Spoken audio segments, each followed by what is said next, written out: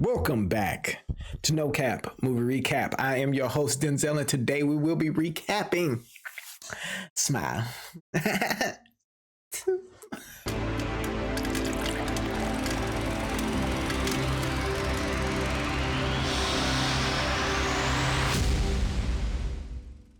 All right, it's been a minute. It's been some time because there's been a lot of things going on. You understand me? Whoever y'all is who's been waiting on me, who've been patiently waiting, I'm back. Okay, understand? I'm back. I'm gonna try to keep it consistent. I'm gonna try to keep it spicy. You understand me? And I'm gonna try to keep it seasoning, like some Riley's seasoning salt. Movie just opens up randomly. This dude walks over to this house. He got a gun. He brandishes a weapon. Look like a bando. If you know what a bando is, put that in the comment section. Let me know if you know what a bando is. So anyway, and boom, here's an insane shootout going on. He starts to say, I'm sorry. You gonna probably be the one that's gonna have to deal with this, right? What you come to realize is that this man here, 9 times out of 10, he got the little demon on him. He got the little demon with him, and he trying to pass this along. That's really what he's trying to do. But the guy that gets it attached to him is by the name of a dude named Lewis. Boom, the movie pivots. Movie pivots real quick, right? In pivots, we learn about Sky Riley, this superstar coming back from a tragic event. She's had a mental breakdown. She's had psychological issues, which sent her into a tailspin. This gleams to the lens that everyone is focusing in on her with is whether or not she gonna have another breakdown, or is she gonna be able to withstand the spotlight again. I know there was some bars right there. I understand. I know you might like that anyway. Make sure if you caught it all, let me know. So as she's getting ready for a new world tour, she's having practices, she's getting right. She makes sure everything all coping steady. She decides to go over to one of her high school friends because she knew that, he deals with a little bit of drugs, but she's looking for a little bit of Vicodin, something just to calm her down. She ain't trying to do drugs again. She had that issue back in the day. This friend is Lewis. She gets over to his house.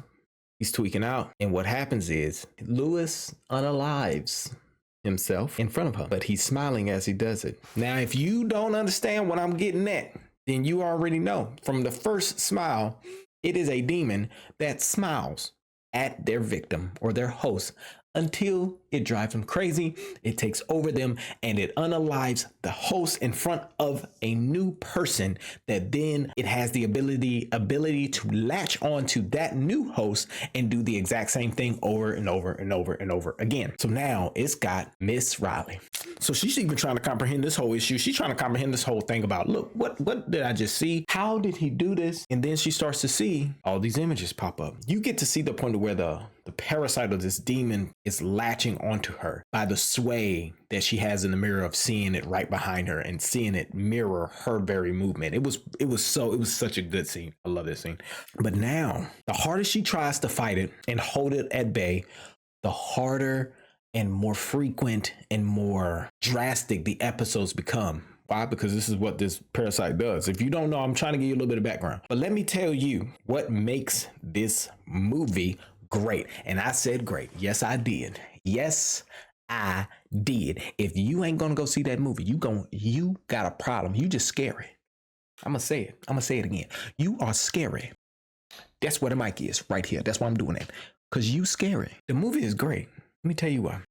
Number one, that budget obviously was increased. The First Smile, it's a good movie, solid movie. Everyone's like, that's good. Okay, I like the situation. But can they do it again? They did it again, and they did it better. The cinematography alone, the choice was perfect because it provided an unstable and unsteady and unpredictable lens to the movie, right?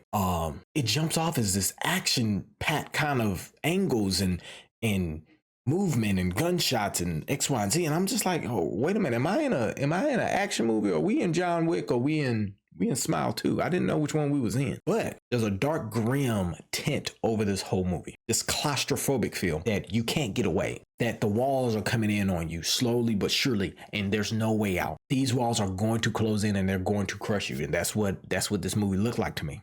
and they painted it perfect, right? It was just this desperation of escape that you will not escape at the end of it.